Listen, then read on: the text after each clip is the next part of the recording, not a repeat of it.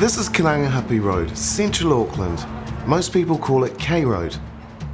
It's dirty, it's seedy, it's subversive. It's also edgy, diverse and colourful. My name is Six. For many years, K Road was my home. I was homeless. Now I edit the K Road Chronicle, a newspaper that gives K Road street people their own voice.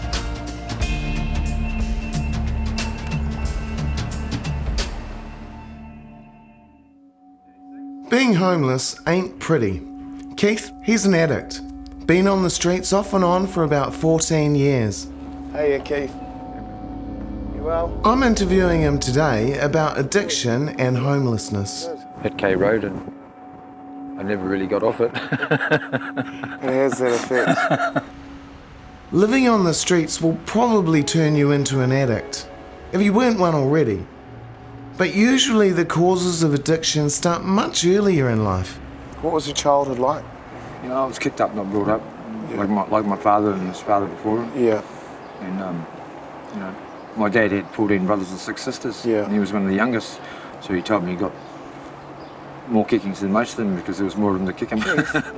Tell me about your first experience with narcotics.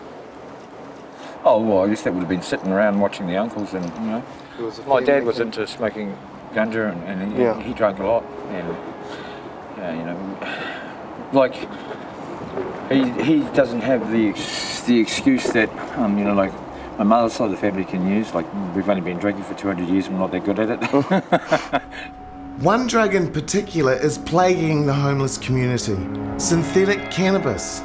You've been a regular user of synthetics yourself, yeah? It's the most highly addictive substance that I've ever seen, and I know them all.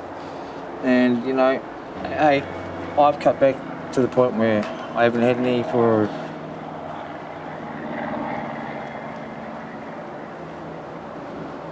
maybe almost a day now. A day. Almost a day, and for me that's huge. Not only are synthetics highly addictive, they're also often deadly. How many people do you know personally that have died from synthetics use?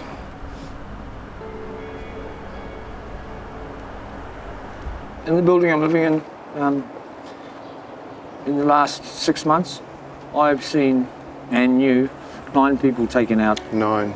In that one building, and that's one building in Auckland.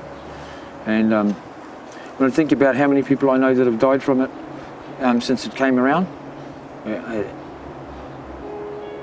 so many it's not funny. If there's anything I can do or we can do, thanks, my bro. Just don't hesitate. You take care, man. Yeah, I love you. Love you, bro. Love you, my bro. After I interviewed Keith, he disappeared for months. Finally, we track him down again outside court. Although he's facing drug charges, what's disturbing him most right now is where he's living. A hostel for the homeless. Wynn's used it as the emergency housing go-to for anyone that's homeless. As soon as I get my bail varied, I'll be moving out there because I'm residing there at the moment. The hostel's got a reputation for less than ideal living conditions. There's a lot of nasty things that have gone on there, you know, and not because of the way it's run by the staff, it's just because of how it is. You get a whole lot of people that are got nothing and at the bottom of the food chain, living and crammed into one little place, you know. Who else are they going to steal stuff off to survive? And that's the only way they know, so that's what they do. Keith's case is remanded for 2 months, but his housing situation is more pressing than ever. The next time I track him down, Keith's moved out of the hostel.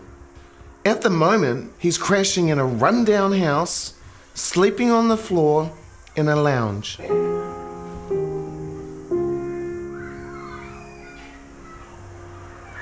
This is me, my corner for now until I find something better. And you know, thankfully my mate gave up part of his lounge room for me to have somewhere to stay. Not being housed is really taking its toll on him. How would you describe your mental health? It could be a lot better at the moment. I guess a lot of it's just depression, and you know, like because of the state of affairs. You know, I haven't got my own place. I haven't got anywhere that's safe to put anything. Apparently I've been on the Housing New Zealand list for ages, but I mean, I think the way it works is like, you know, I've been incarcerated a few times over the, you know, last few years, and every time you go to jail you get off the list. And are you able to say why you went to jail? I can't even remember why the last time, to be honest with you. Some petty crap that I'd done, failing to report to probation, you know, I'm not sure, might have been shoplifting to get something to eat one time.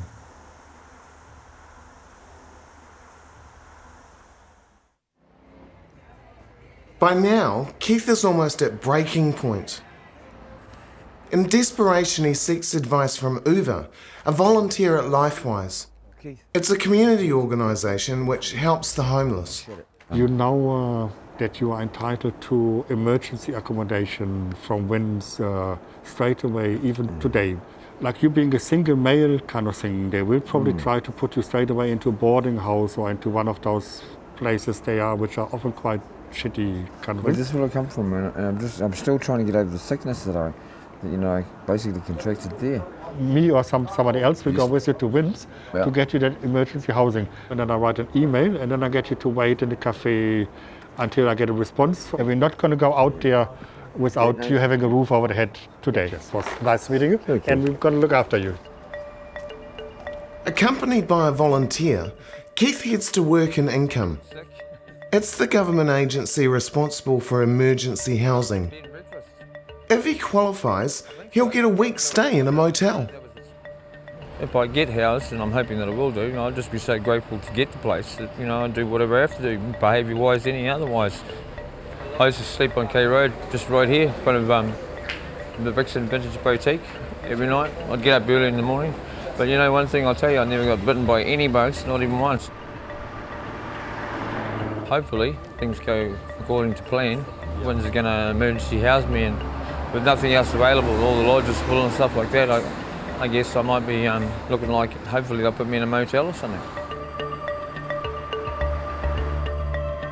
But after 5 hours of waiting, things aren't looking very positive. They ring around everywhere, and you know, see, I'm not the only client. Everyone's trying to get housed before winter, and there's no rooms available anywhere in the city. Single white male with no dependent children, you're low priority. With time running out and no affordable motels available, Uva intervenes on Keith's behalf. Every person has got a right to a roof over the head, and that means today, not tomorrow, kind of thing. WINS has got no right to send somebody and say, look, life is tough, the tree will do, kind of thing. Just minutes before closing time, WINS relents and offers Keith accommodation.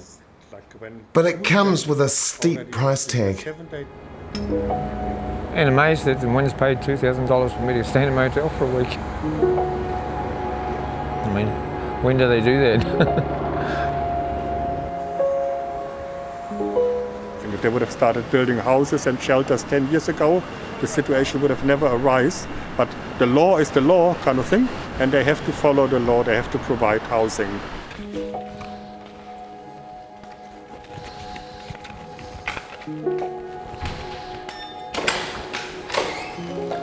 Oh,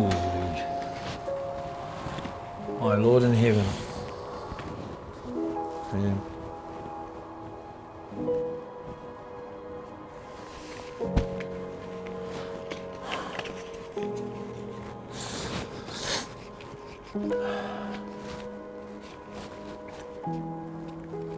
But this is nice, isn't it, mate? Beats so soft.